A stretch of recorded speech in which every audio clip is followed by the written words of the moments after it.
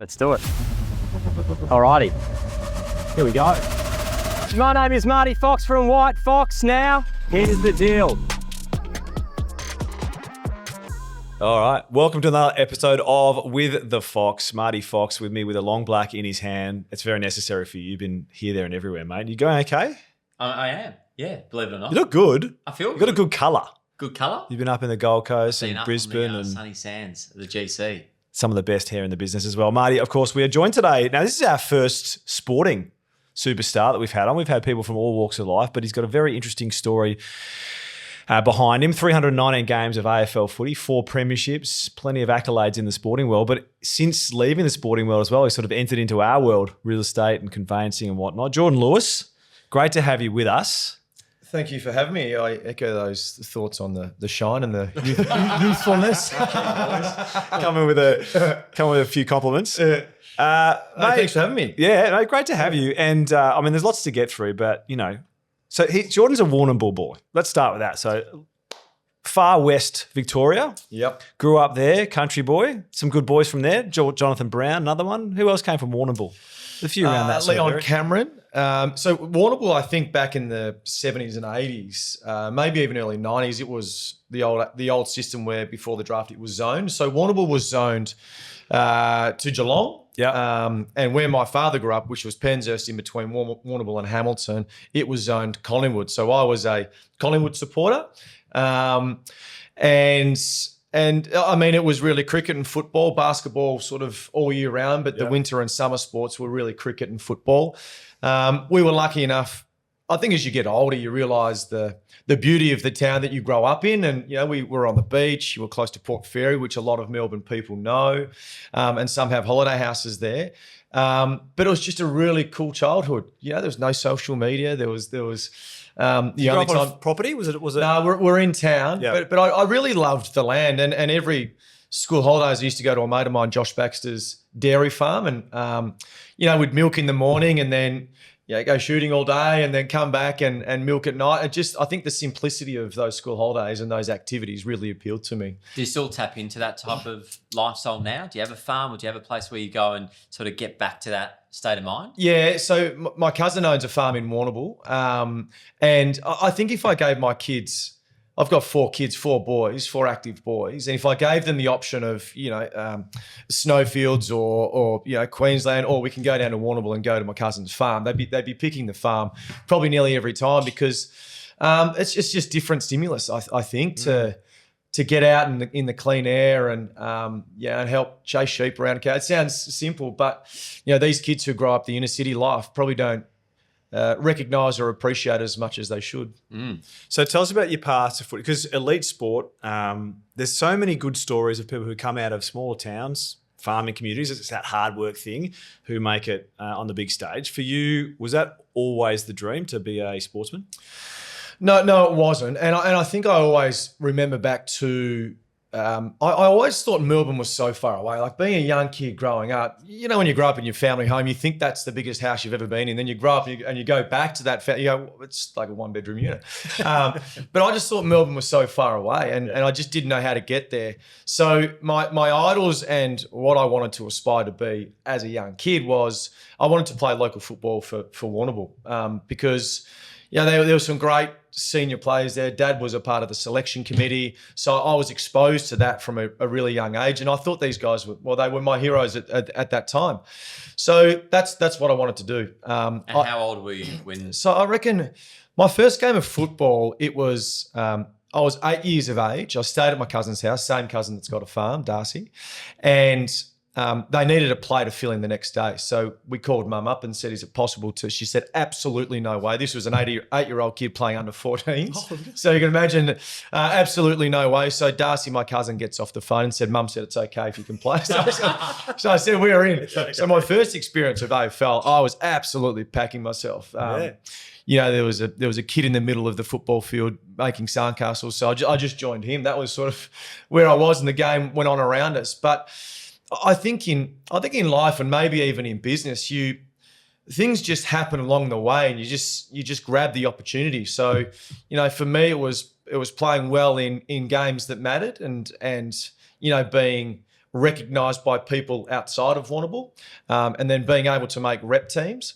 And then when you make the rep teams, play well in that type of competition, and then play, Victoria and Australia. So for me, it was just a really slow progression. It was never something that I dreamed of doing. And I think... Were you renowned for those early years for the grit, or was it the talent? Like, was it your work ethic? What was your thing on the field early days that people would recognise? Yeah, I think the strength that I was probably recognised for early was what they call football IQ. So I probably wasn't the most athletic or the tallest or the quickest, but I could always find the ball.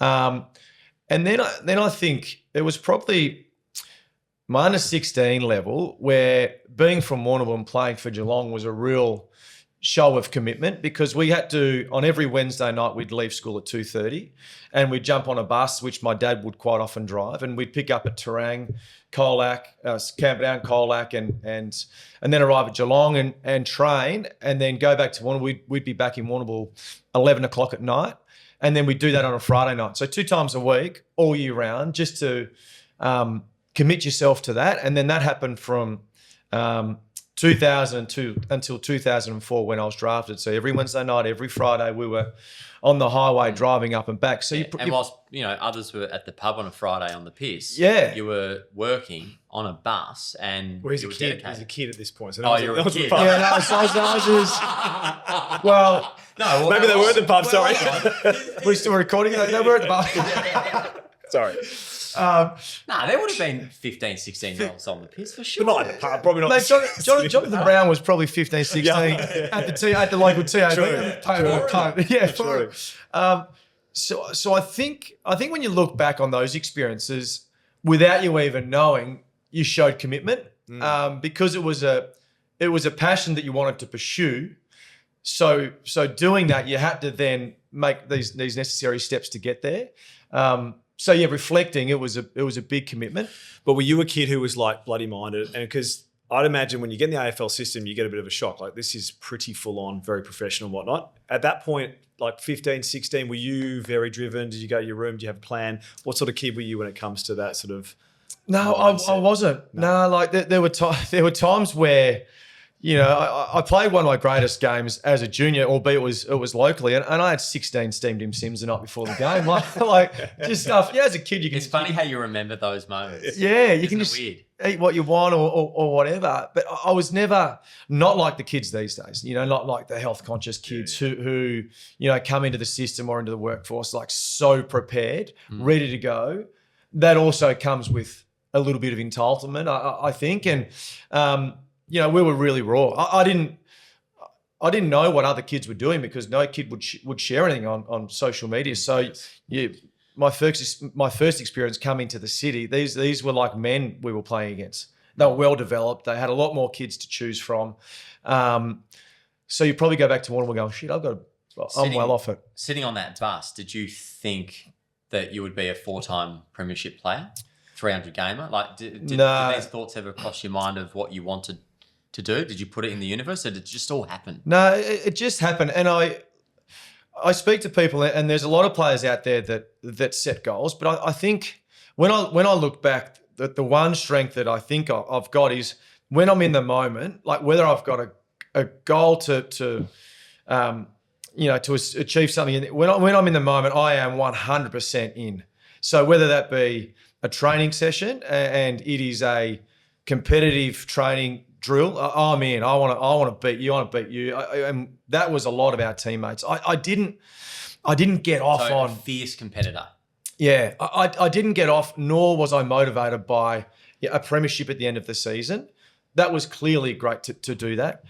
But I just loved the day-to-day competitive grind, satisfaction you get at the end of a session. And I think maybe that was a really big part of what we're able to achieve. Yeah. I'm quite similar with work. I love the day-to-day. I love the continual problem solving, the grit, the Monday morning, all those steps. So, you open an office and it's like, yeah, I knew that was going to happen because I put in the reps. Yeah. It's like, oh, you must be stoked. Well, yeah, but I was stoked in the lead up. Yeah. I was enjoying getting to that stage. Yeah. And it sounds funny, but quite often the the premiership isn't necessarily as satisfying as the big victory after a big loss, or it's. Yeah, I don't know. I know what you mean. I'm with you on that. Well, also, correct me if I'm wrong, like you guys, Hawthorn won a premiership probably ahead of its time. So you guys got this taste of it in 2008 and you're like, oh, okay. Now, I don't know whether you thought or people thought, oh, this is, not that it's easy, but we will do more of this. And then you had some tough years after that, or not tough, but like 09 didn't even make the finals. So then did that give you different perspective in 12, 13, 14, 15 when you started to go, okay, we've got to work very hard? Because arguably Hawthorn wasn't the best team in 13, 14, 15 to win the flag. Yeah. So it was a different perspective. 08, ahead of the time, young team. Yeah.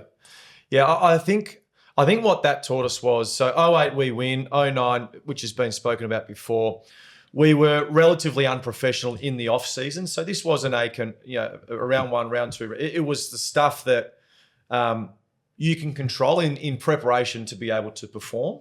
So I think 2009 really taught us that, and to the point where we would argue over the most tedious little things that we thought were important, but a lot of people didn't think were important. What socks you wore, what t-shirt you wore, don't train with the top off because that gives sponsors exposure. So all the little things I think that would piss a lot of people off mattered to us.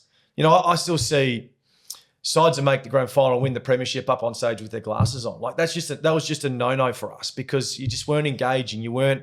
It was the perception that we wanted to create, and I think the motivation. Going back to that question, it wasn't the motivation to win. It was a motivation not to see someone else win, and I think that was the hardest thing in those years because you win in 08, you see other teams playing finals in 09, you sit back and you watch and that burns. And then to be so close, 10, 11 and 12, that was the motivation, to not see anybody else lift that cup up. Not necessarily the satisfaction you get by lifting it up, but I didn't want to see Collingwood or Geelong or Carl. I didn't want to see them up there. Yeah. I wanted it to be us. So which team do you despise the most?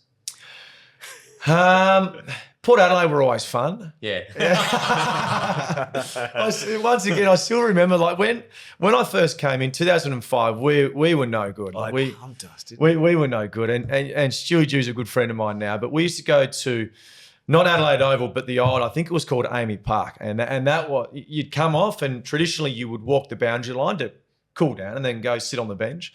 I mean, I only walked the boundary line once, and that was an absolute no-no. I mean, there was saliva, there was spit, there was obscenities as an 18-year-old kid you hadn't heard before.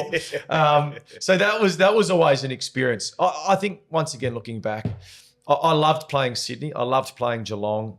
They Collingwood to a certain extent, St Kilda to a certain extent, because that's where you measured yourself. Anyone could beat Geelong. Anyone could beat Giants who just came into the system, whoever it might have been. But we really love those battles because that gives you a clear sight on where you are as a team. Going back to the other question about because you want to know about the vision. So you tell us about being drafted. Go through that whole process of going to the draft, because that's the point where it's like, okay, this is serious. They're looking at me. I've got to do the right things. And if you can remember, what was your scouting report? What did they say about you? Well, I was probably overweight. And who do you want to play for? Yeah, I was probably overweight. So hey, you look bloody good now. Back in those days, are you still training hard? Yeah. Training hard. I've started basketball again. I've started AFL 9s again, and I think I've really missed that team aspect of going to a game, win, lose or draw, just dissecting it after the game. Were you up in Byron for the tournament? No, I haven't got a leave pass for that. But the team that I used to play for went up there. They came second in their division. The Ballers. Big shout out to the Ballers. It is just a piss up. Yeah. It's just a piss up. I play in that team occasionally. So. Oh, do you play there as well? Yeah. Well, I had a guy here yesterday that was on crutches from it. Oh, that's right. Yeah. Not from the Ballers? No. One of the guys he tore it. KJ tore it. Yeah. So I do miss the sporting element and the team aspect. So I love doing that. But I like to. I've played sports that I didn't play as a kid, like tennis and stuff like that. So that's always good fun. But back when I was drafted, it was the top 20 prospects get invited to Marvel. And, I sort of sat back and thought, I just want to be around my friends. So I declined the offer to go up to the draft, and we sat around home and listened to it on the internet and dial up. Yeah, dial up. Yeah. Remember those sounds? They give you shakes now. But so I had an interview the night before the draft with Port Adelaide. So that was where I was going at pick 11, and I'd had one interview with Hawthorn. No other interviews with any other club. So Gary Buckenara came down to Warrnambool, interviewed me, and it was a very sort of easy interview. There was no in-depth questions, the ones that you see come across the desk now. But I was Port Adelaide. I was waiting around with all my friends for pick 11 Port Adelaide. They'd assured me that was where I was going. And Hawthorn just pulled off one of the great... Yeah, you wouldn't know this. This draft's famous for what Hawthorn did. Yeah, and to be honest, I get lumped into because I was a part of it as well. But Yeah. but the story goes that Brett Delidio was always going number one. He was the clear number one. Number two was Hawthorn, which they thought would go Lance Franklin. But if Lance Franklin had have been selected at number two, well, then Ruffy was gone at number four because Richmond had number four.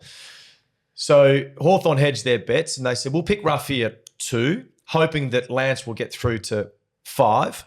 And it happened. So Ruffy at 2, Buddy at 5, and then myself came at 7 because they needed sort of a Richmond chose a guy midfielder. called Richard Tambling. No offense to this guy. He had not the best career. They could have had Lance Franklin, who's one of the greatest players of all time. And Hawthorn pulled the wool over. It was amazing. Yeah. So it was a terrific ploy by Hawthorn them. all three of you. Yeah, it's Yeah. set up a dynasty, put it that way. But I think the other thing also is, so Bud from WA, Ruffy from Leongatha, myself from Warrnambool. So we were all kids outside of Melbourne that got drafted together. And it was probably a real reason why mainly Bud stayed in town because we were really close friends. And we just got along like a house on fire. I was 18, they were 17. So I'd be driving them around all the time. And Well, if I can jump in here, I had a mate from school playing at Hawthorn at the time. He'd been drafted in 2000. So he would occasionally bring out some of these boys with us, and I can't say what went on, but like just young fellas having a good So time. you two bananas have had some big nights. It's just been, but we had a curfew. Bud in particular had a curfew. So once again, we're drafted 18-year-old kids. We just got our first paycheck, but we got to be home by 12. Yeah. But, I mean, it was before Bud got super popular. Yeah. We could sort of go out and Get away with fly under the radar a little bit. And Before social media, it was also before camera phones and all that sort of stuff. It was a better time. it was great times. Yeah. Things changed. Isn't it crazy that kids will never have that again? They'll never have Sad. the ability to fly under the radar. Yeah. Ever. Mm. I mean, that's a huge part of life. Yeah. Like I remember the times as well. Yeah. The stuff that Of course. that we did. Like, there's some of the best memories that are locked in here that you have to explain to I people, know. not show people. Yeah. That's Well, Yeah. here's a question for you, because I remember talking to like even guys like Pat Cash, these old tenant, the old sort of Rat Pack, and they're at Dermot Burton. They're like, if cameras existed back then, a lot of the characters we know now would have gotten a lot of trouble. Will you talk? What are the clubs? Because at the time, there's no that. But did the club talk to you about what your behaviour was like, and what was there a bit of that? Because now they have to be taught what not to do. Don't do this. Don't put this on social media. Like, what were you told? it's annoying. A lot of it's living. It's like, don't live. Yeah, well, It's exactly. like, come on. Yeah. So it was interesting. Absolutely. Like I think part of being a professional sportsman or someone that is in the public eye, and you have to be aware of the way that you act and the way that you carry yourself, and you guys would know that as well. So you would get told not to go to certain places, and that's probably why they brought in. Before I got to Hawthorn, they loved the off-field stuff more so than the on-field stuff. So that was probably why the curfew came in. But the only way that it would get back there if we were out was through, mates who saw us out or word of mouth, or so we weren't incriminating ourselves. No. We were just hoping that we'd get through. But yeah, I think you're right. My generation that came through were the perfect generation, I think, because we experienced what it was like pre-social media, but we also got that experience what it was like with social media and how it didn't really interest us. And it was fun. Like, it was good fun. I've always said the same thing, that we, because there's 7 years between us? Or 6, yeah. 6 years.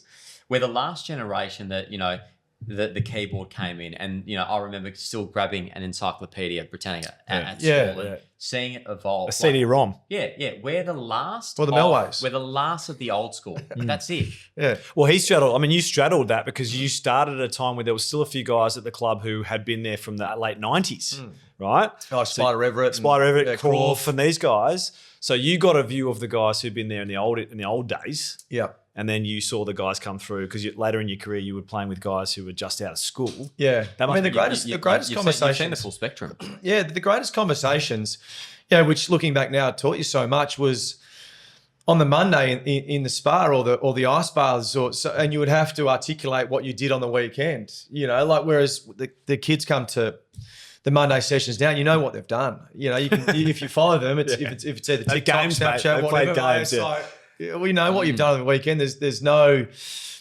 inquisitive conversations that you have to have, and excitement that brings about on a Monday. But there's also been some great things come from it. So, I think you got to sort of embrace both.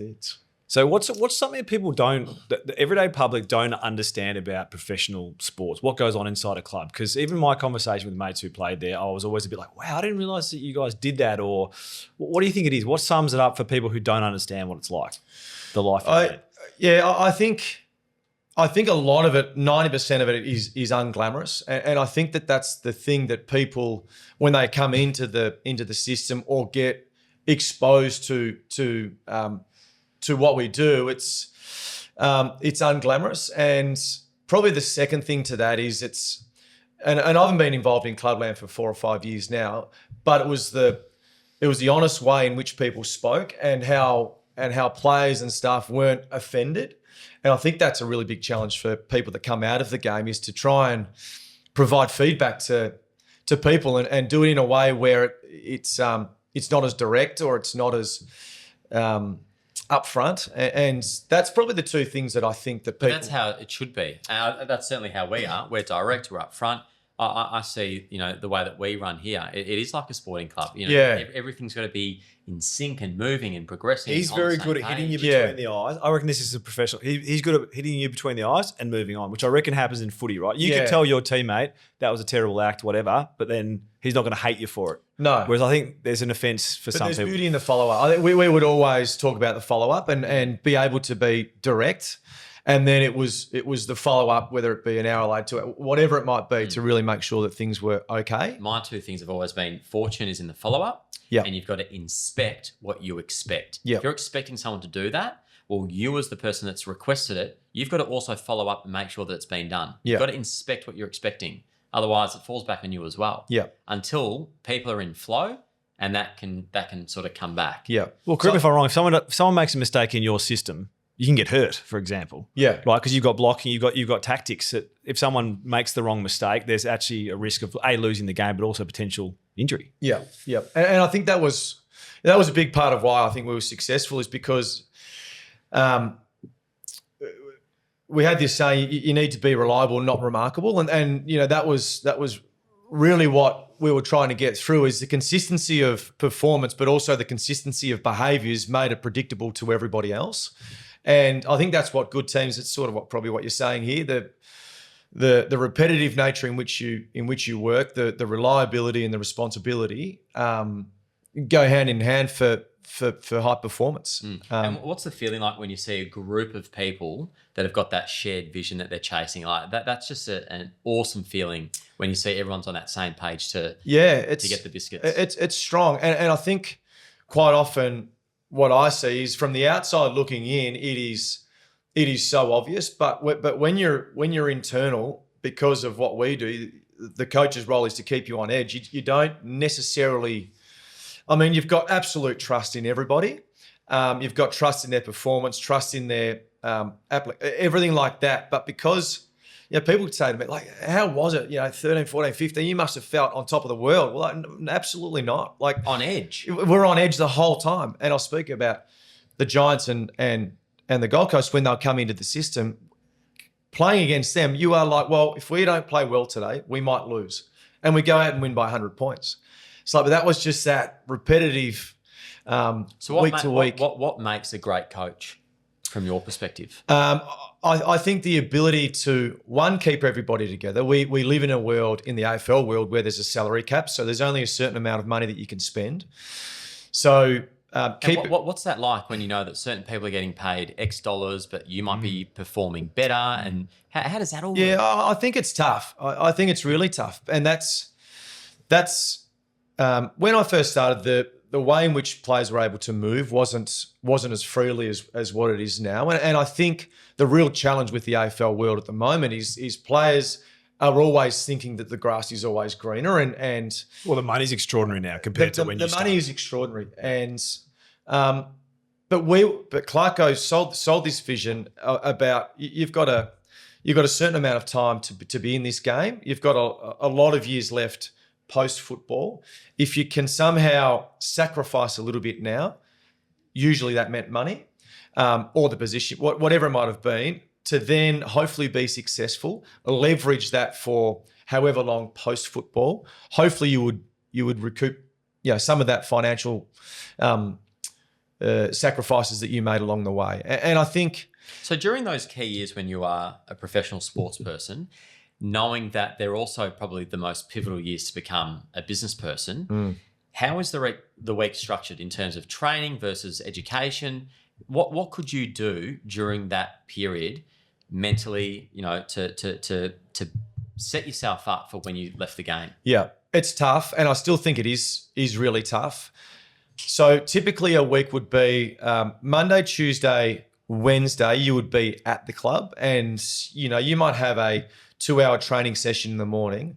Then you've got 2 hours off, and then the afternoon program starts. What do you do for those 2 hours? Just sit So around? so you either have lunch, let's go get a coffee downstairs, because we we're based at Waverley, so you couldn't really go anywhere. So it's literally like checking into uni. Yeah. You've got your different periods and lectures. Correct. To a degree. Yeah. So really the only day that guys could generally put a full day aside, with study would be a Thursday. Okay.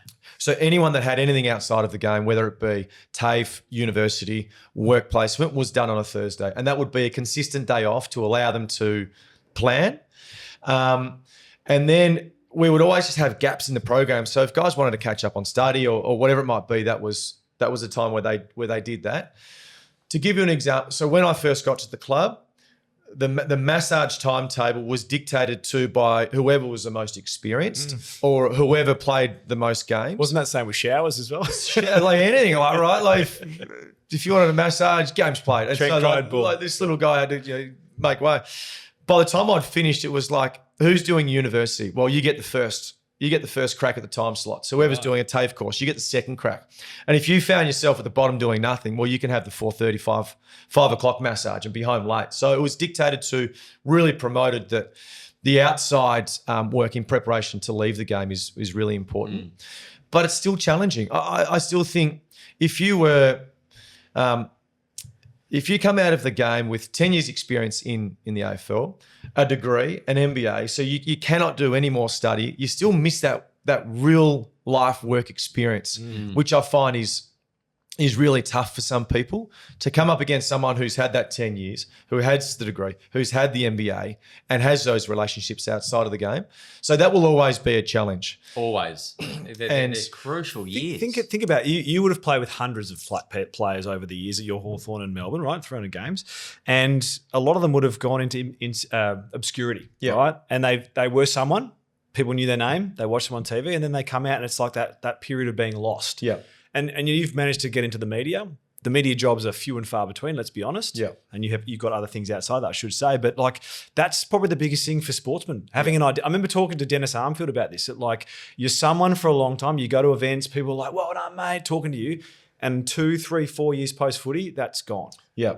I went to a cycling event earlier this year, and Andy Schleck spoke, the Tour de France winner, and he painted a really good picture because they said, what's it like to be the winner of the Tour de France, the greatest cycling race in the world? He goes, I'll give you a quick example. So he wins the Tour de France, I think, and wherever he lives, he had to go back down to Paris to be presented in front of people. So private chauffeur picks him up, drives him to the airport, private plane down to I think Luxembourg, down to Paris. driver, private plane back. The next year, because he didn't win, he then had to go and present to the next person. So he had to get himself to the airport, fly commercial down to Paris, and then sit at the back of the stage while everyone was cheering the current winner. He goes, it made me realise people don't, and this is exactly the same in AFL, so whatever sport around the world, people cheer for the jumper. If you so happen to be in that jumper for that short period of time, you can think that they're cheering for you, but they're not. Because as soon as you're out of the game, they find someone new. And then they cheer for that person. When they're out of the jumper, they find someone they new. Cheer for the jumper. That's such a reality check. Yeah, but you are a small part of that fan's journey along the way. And they may remember you, they may not remember you, but they'll remember the club, they remember the team that they support, and you are a small part. So players who don't understand that and don't understand, when they finish at that, they really struggle. Yeah. There's a lot of stories there. Now, Marty's an expert at identifying talent. Outside of footy, you've left the game. You've also now been part of that, trying to find the coach or being part of the panel to find the coach for Essendon. Yeah. How was that process? Like, you're now charged with it. It's a pretty important thing, right? The person who's going to steer the ship. So you went through that. Tell us about that process. Yeah, I think for me, looking back, it was I didn't understand the enormity of the coaching job. Back in, once again, the sort of the 90s, like you are the coach, you train Tuesday, Thursday, play on a weekend. That's primarily your role. Now it is AFL. You've got to be involved in the AFLW program. You've got to be involved in sponsors who want it, who want their flesh. It is everything but probably coaching. It's business. It is, and business. it is and politics. Yeah, and everything in between. Yeah. How did you make yourself, or how did you get onto the panel? Yeah, I was asked by Josh Marnie. So I had experience at Melbourne when Josh Marnie was there, who's now at the AFL. He was a football. He was a GM of football at Essendon at the time. So with that, I think they wanted quite a diverse selection panel, and I was recently out of the game, so that was my strength. But I really loved the process. I love that high detail, the really important positions, helping a club, albeit I speak to Hawthorn people, like, how the fuck can you go to Essendon and help them find a coach? I'm like, I just didn't see it like that. I just said leverage. Yeah, exactly. I was just like, I don't know. I just wanted the exposure, but it was good. And I was also a part of, the review of the football club. They haven't won a finals in thousands of days. So to go in, and I really wanted to see an organisation that, dysfunctional is not the right word, but why has this club not won in so long? And if you could pick two things, what are the two things? I think one of the things that I realised is there were certain people doing multiple jobs, and any organisation, if you have someone that's part-time here, part-time there, part-time there is no way in which you can operate 100% in terms of that position that you're in. Well, that's a great observation, because it's so relevant to life in general. With your partner or with your business, you've got to know what you got to know what your role is. Got to know what your role is. Yeah. And it's okay to not do certain things. Yeah. No, delegate. No point being a jack of all trades. Delegate. Yeah. 100%. Yeah. And the other thing is invest in development. I don't know what you guys do, but they had no real investment in development. So you've got this 3 to 4 year period where you've got these young kids come in who are highly talented. If you are not investing in developing these kids, well, then they just can't make the grade. And what do you think the best form of development structure is? So over that 4 years, what do these kids need the most? They need expertise. So in which areas? We were talking yesterday. I was with a few guys yesterday, and the way that AFL clubs are set up is you've got a coach, assistant coaches, and most clubs have got a ruck coach, right? But no clubs have got a centre half forward coach or a full back coach. So what's more important, a centre half forward or a ruck? Like, I would argue centre half forward every single day, but yet they don't invest in those in those positions. So they've been really specific in terms of the roles. And was Essendon just were they generalists? Well, I think this was probably an impact of COVID as well. The soft cap got a hit, and they just tried to, people were doing multiple things, and there wasn't really investment in. But I also think, with Essendon specific, maybe that the outside influence had a really big say in the way that the program was determined and the way that the club made commercial decisions. And I don't think that was necessarily in favour of the players. But you've also, and I remember talking to you about this, you were part of a very successful organisation for many years at Hawthorn. This is a club that demands success, has had success, has won a lot of flags, particularly recently. You went to Melbourne, who was a club, I guess you'd argue, on the rise, was looking for a premiership. So you'd had experience in two different environments, and now you're at Essendon and you're seeing all this. You've got a fair scope, right, of what works, I'd imagine. Yeah. Like Hawthorn had a pretty good system. What I'd love to know is, what were you doing at Hawthorn that other clubs then emulated? What were some of those things during those years of just domination? What did other clubs copy? Yeah. Probably the way that we played. It was a real... So I think the biggest change, or one of the biggest changes that have happened in the game in the last 20 years, was zones. It used to be a lot of one-on-one football. And Alistair Clarkson went over to Europe and studied soccer a lot, and the way that you defend and the way that you defend grass and try and hem them into one side. And that was probably the biggest change in the game. And you guys were the front runner of that side. Yeah. So we would... Could you feel it on the pitch? Could you see that your game plan was coming and people, they were like freaking out? Yeah. Well, especially if you do it in season. Sides are so... focused on the next week, they've got no time to really dissect and stop banging. No. But what we would do to try and get a picture of the game, which, I mean, we would send coaches to the games. They'd have a little camcorder and you'd sit behind the goal. So typically the only vision you would get of a game is side on. So it'd go, that. There wasn't a camera down the field so you could see everything. So we would have assistant coaches go to the games with a little handheld camera and film the games from behind the goals. For preparation for your next preparation in trying to zone and to guard space and to defend in a different way. So it was frowned upon at the time, but they're at the forefront of filming. So when you would then watch that footage, would that be your key playmakers, and then you guys would then be, explaining to the rest, or would you all sit in a room and watch together? Like, how did they pass on the messaging and the strategy? Like, for instance, running a business, you're pulling in, for us, your sales Leaders, directors that are running the offices. Yep. They're getting the message from HQ, Yep. and then you're putting into these offices to then get out into the consumer. Yeah. How did it work in footy? Exactly that. And I think people speak about leadership groups in football and what makes strong cultures. I think the robust conversations in leadership groups is absolutely necessary. But once that door opens and you leave the room, you cannot undermine whatever the coaches wanted to do. So that was a really big change. So they would come to us and say, "Hey, we've got this idea. It's radical.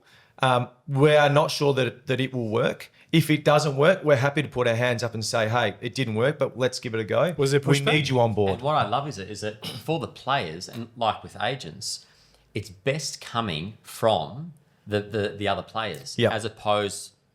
Yeah. As long as they've management, as long as they're because bought in, right? The buy-in's not there. Yeah. You need that intermediary Yeah. to pass on the message who's in the trenches. Yeah. So that was our role as a leadership group. Yeah. One for the coaches to sell it to us in a way that this is our competitive advantage. Yeah. And two, for us to understand it and think that the implementation will be worth it. But then once we're in, we're in. There was no going back. Just quickly. I heard the other day someone talking about when Terry Wallace brought in the flood this is before this, so this is probably 10, 15 years earlier, the players were against it. And it ended up working very, very well for them. When they'd all rush back. Yeah. It had never been done. You're a doggies man. You're a doggy man. It's shocking to watch. It's shocking to watch, but it changed the game. Yeah. But that changed the game. Then you've done it. So just quickly back to that. Was there pushback from players for what Clarko was trying to do? Or were you like, all right, let's do it? What was the? No, there was. Yeah, absolutely. Because we'd had, once again, you speak about the generations. You come from a generation where if it was mainly defenders and forwards, because midfielders didn't necessarily change too much, but the forwards were required to not only camp inside the forward 50, but they were required to push up to halfway. As they're like, what do you mean? I'm getting further away from what I'm getting paid to do. Yeah. But also their fitness would have had to change as well. Yeah. I mean, they would have been going from doing maybe 8K a game up to. Well, look at the full 15K. forwards of the past. Tony Lockett, Jason Dutt. These guys don't exist anymore. They don't exist. Yeah. Like So fringes. Correct. Yeah, but try and defend them if they were in the goal square. Yeah. So that was the biggest change. The other biggest change was from a defensive point of view was to zone. So be in that position where you're uneasy because you can't touch and feel your direct opponent. And for a defender, that was. I remember Brian Lake coming to Hawthorn in end of 12, so 13. So we'd been Great doggy. another great doggy. We'd been training this for 4 or 5 years, so it was ingrained. But he still couldn't get why he would leave his direct opponent to help someone else, or why he would leave his direct opponent and trust that someone else was going to come around and defend for him. It was really hard for him because it was foreign. But it was a 3 to 4 to 5 year process to get us there. But it's also what held you. Do you think? They won a flag that year. Huge reason. No doubt. No doubt. So I think that's the challenge of coaches in our industry now is what's next. You know, what can give you the competitive advantage? Because I watch a lot of football and it's a lot of same. So you're really relying on talent and decision making, and that can get you so far. But how can you be progressive? What can you see? And where the game will go in the next 5 to 10 years. And I think, this is not Hawthorn, but I think Sam Mitchell, who coaches Hawthorn Football Club, I think that's where he's going. I really think he's coaching for the now, but he knows and understands where the AFL want the game to get to. Where do they want the game to get to? They want it quicker. They want it more attractive. They want more scoring. They don't want flooding. They don't want zoning. They don't want everyone pushing up the field. They want the ground stretched. So there's probably things that'll come into our game. Do you think the game's in a great place at the moment? There's certain elements that I love. Absolutely. I don't. We speak about the forwards. I don't. If I was coach and I was coach tomorrow, one of the first things that I would do would pull your forwards back. Would you ever coach? No, I wouldn't say never. Yeah. But I just think where my life is at right now, when the young kids, it's a big commitment. And tell us about that. So you got 4 boys. Yeah, it's That's hectic. it's hectic. So Twins as well. So Freddie's No, one. twins. So Freddie's 9. Is Freddie your eldest? Freddie's my eldest. Freddie's my eldest. Yeah. And then twins are 7. So Ollie and Hugh are 7. Then Bobby's 3 next month. Easy. So it's bloody good fun though, and I think that's getting back to the commentary side. Commentary, you're still involved in the game, but still gives you time to be at home and be present and really enjoy those formal years where the kids are growing up and once again, I think that's what footy taught me, to be in the moment, stay in the moment, enjoy the little things. And it's busy though, it's chaotic. Are you glad you played at a time where you were a father? Because whoever I was listening to, I can't remember who it was saying they wish. It was Clough actually. Yeah. Was saying because he had his son late in his career. Freddie got to. I know you had him up on stage. Was it 08? Yeah, or was it 13? 15, yeah. Oh, 15. Yeah. What about that thing?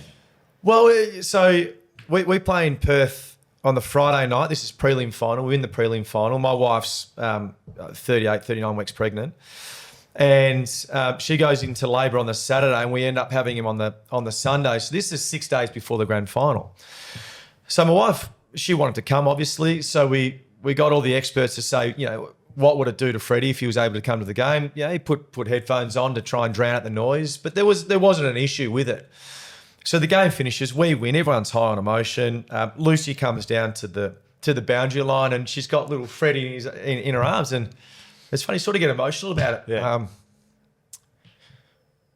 I've never got emotional about it. I don't know why I am. Oh, it's a big moment, isn't it? But she brings him down, and she's like, "Do you want to have a hold?" I'm like, "Yeah." I'm going to take him out of the field. Stuff it. So I took him out of the field, and you don't realise until later how small he was. But I took him up onto the dais, and we got some great photos. Yeah. But I think the thing that it does is when you're a parent in any walk of life, it just provides perspective on what you do, and the ability to separate work to home life. And when you get that moment to combine them, that's the special moment that you cherish forever. Yeah. So it was it was a cool moment, and he was able to. It's funny, he's a Melbourne supporter. You'd hate hearing that. When I see him in a decent, I'm like, what's going on? So I got 2 and 2 Hawks, 2 Melbourne. But he saw Dad play. nights. I know he was a baby then, but he saw Dad play a few years later. Like that. Yeah. It's like Freddie watching you do an auction, or my son watching me do something. Oh, there's something about your kid because you are their idol. You turn it up. You are their idol. They actually make you perform better. Absolutely. 100%. Absolutely. Yeah. Because you want them to be proud, right, of whatever you do in life. And, even the Twins, they came down to my last game in Hobart, and they can sort of vaguely remember it. But they're there. I've just finished watching this Starting Five, a Netflix doco on the basketballers, and Jason Tatum talks about having his son in the crowd, and he always looks to those two seats where his mother and son sit, and he goes, I get a real lift in knowing that my child is there watching me play.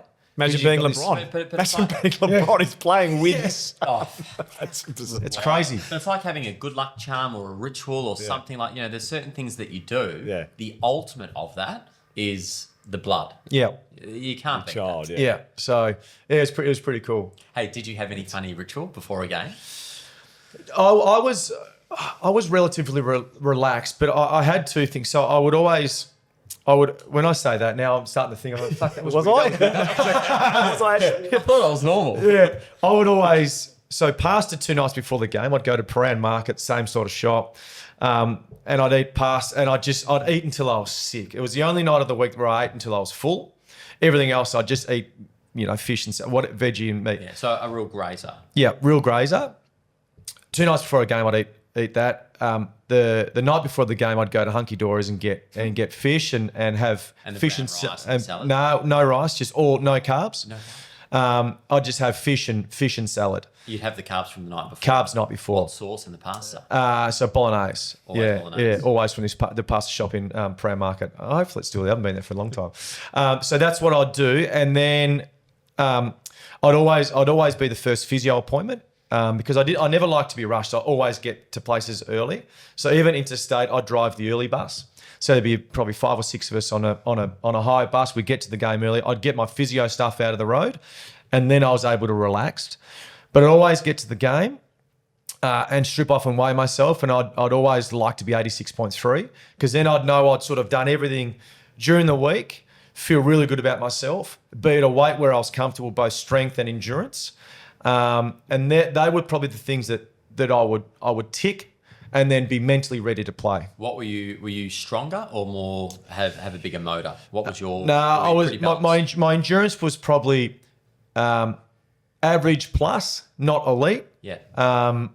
And my strength was my strength. Yeah. I think yeah. being a midfielder, one but on one, yeah. you back yourself in 8 out of 10. Yeah, but I came to the league at 91 kilos. So when you speak about my draft profile, and then I finished at 86.3, 86.2. So quite specific. What are you now? You can't be much more than that now. No, I'm about 88 and a half. Yeah. Yeah. pretty good. But I've lost a lot of muscle and just put on the fat. That's It's okay. it's relaxed. It's okay. Yeah, it's okay. You've got some teammates who probably put a bit more on the fat, mate. Don't worry, they've been on the good diet. Yeah. But they were my things. But I never used it as an excuse. Like if I didn't weigh in at 86.3, like that was what I wanted to be. But if I didn't, that's okay.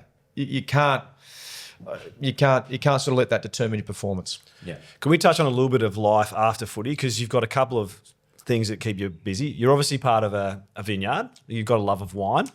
Where'd that come from, out of curiosity? Well, it's funny. I mean, it's a wedding anniversary. I'd never been to Europe. I'd been to America and Bali and Thailand, stuff like that. But I'd never been to Europe. So we get married. My wife was like, "You need to experience Europe." So we went to Europe, and I just fell in love with it. I loved Which part? How can you not? everything. Yeah. Like, just How can you not? like the people, the food, the way that people dress, the lifestyle history, the lifestyle, everything. I'd never seen it before.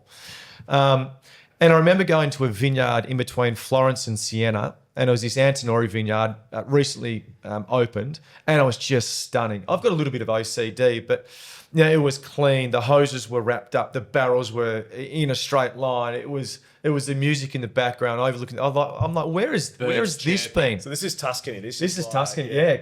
And I was like, where has this been? Like, this is not Warrnambool. This is me. It's not Warrnambool. Yeah. So I came back, and being an inquisitive person, I just wanted to learn more about it. Yeah. I didn't really like wine. I hated it, but I just wanted to learn more about it. And the first person that I read up about has since become a really good friend of mine who I've done the wine with, Franco Dana.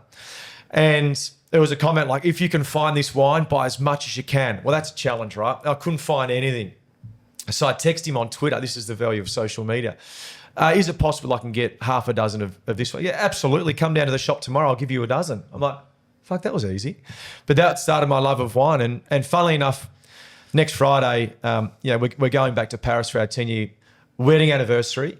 And we'll spend some time in Burgundy and Champagne. And I've built up this 10 years of contacts and experience and catalogue. It's time to... If you follow him on social media, he'll often put a photo up and there's be 6 empty bottles and you'll be like, that's amazing, that's amazing, that's amazing. Well, that's through meeting. I've got my 10-year wedding anniversary. Yeah. We're doing the same thing. Yeah. Heading back. Yeah, so head back. And my wife's brother has just moved over to Paris, Sammy. And so we'll go to live there. Yeah, for a couple of years. Cool. Lucky bugger. And so we're gonna do that. And I think it's one of those things. It's a little bit like football wine. Like if you were actually to go to the vineyard and see how it's rustic, it's farming, it's but yet you go to a restaurant, you see the wine list, and it's like this bottle is $500, $600,000. It's like you don't realise what's behind. Yeah, these are just farmers who love what they do, attention to detail. But we quite often just see the finished product. But it's one thing to be interested in it, which you are, and you've learned about it, but you've actually made it as well. That's another thing. So how'd you get into the process of? Well, I think it was just through going out and drinking with 3 mates of mine, and so Franco and Anthony are brothers, and another guy, Sam Middleton, owns a vineyard in the Yarra Valley, Mount Mary, quite a famous Australian vineyard. So one night we're out and some grapes became available from a Mornington vineyard and a Yarra Valley vineyard, which was a stupid question.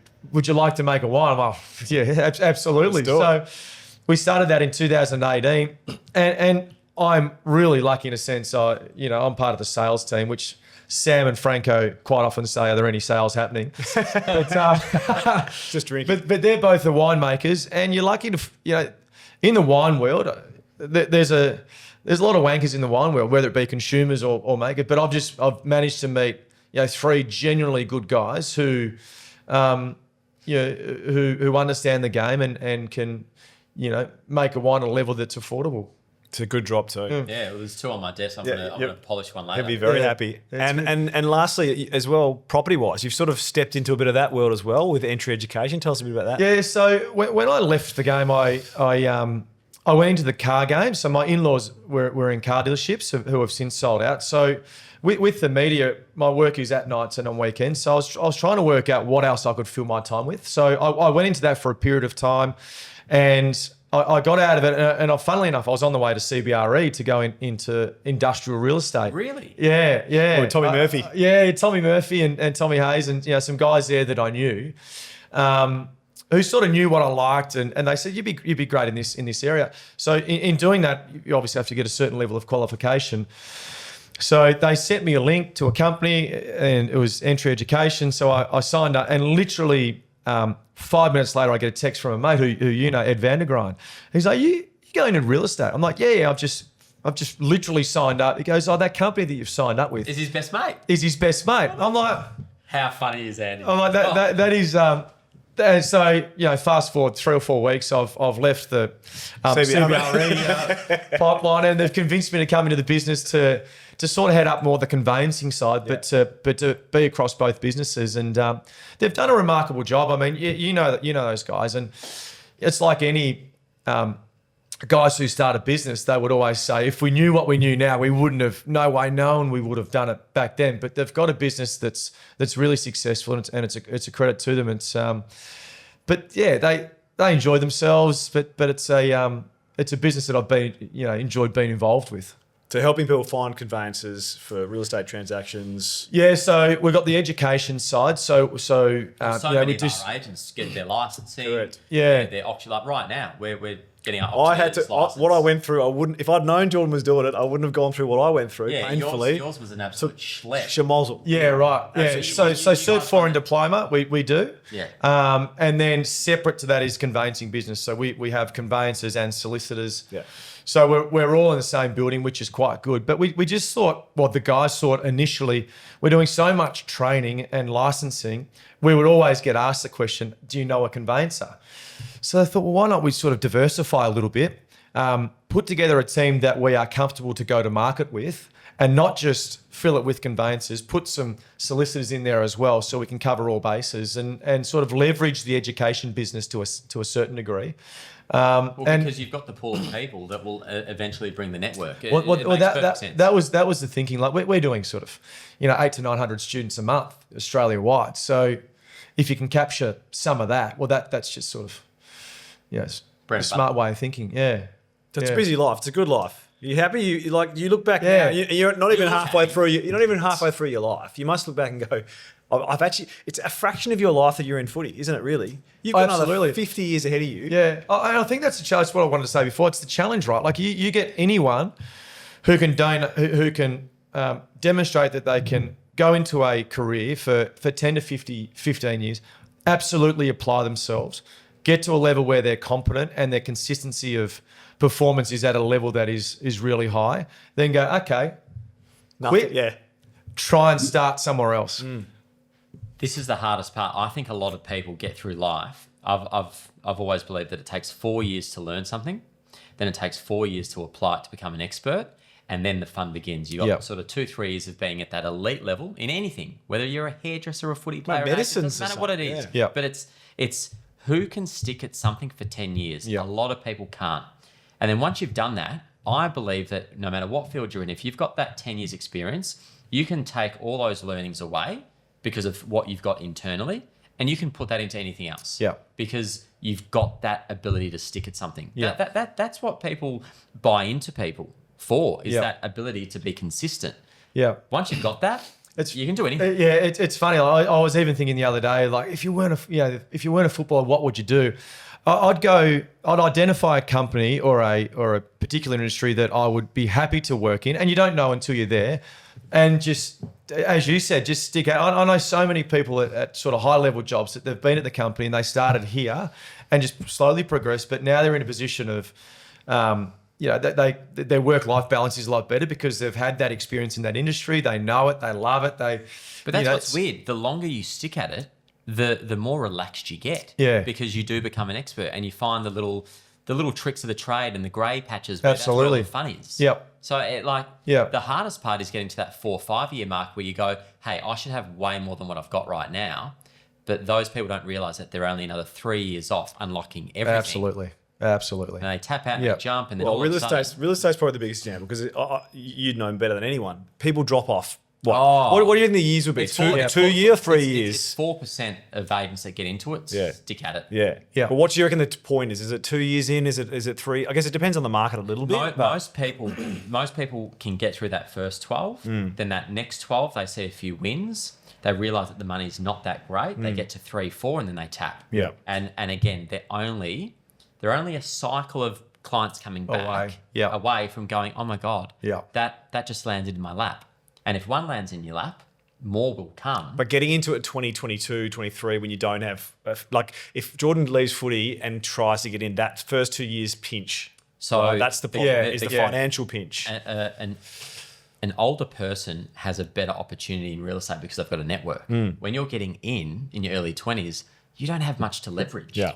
So the agents that join the industry at mid-30s, mid-40s, some of the best agents have started in their 50s once their kids are adults. Got time. And they go, you know what? I don't care Yeah. whether I'm great or not. This is what I want to do. I just want to talk to people. I want to negotiate. I want to market. And some of those agents that are in their mid-50s, they're making millions and millions of dollars. And this was just a bit of an idea that they had.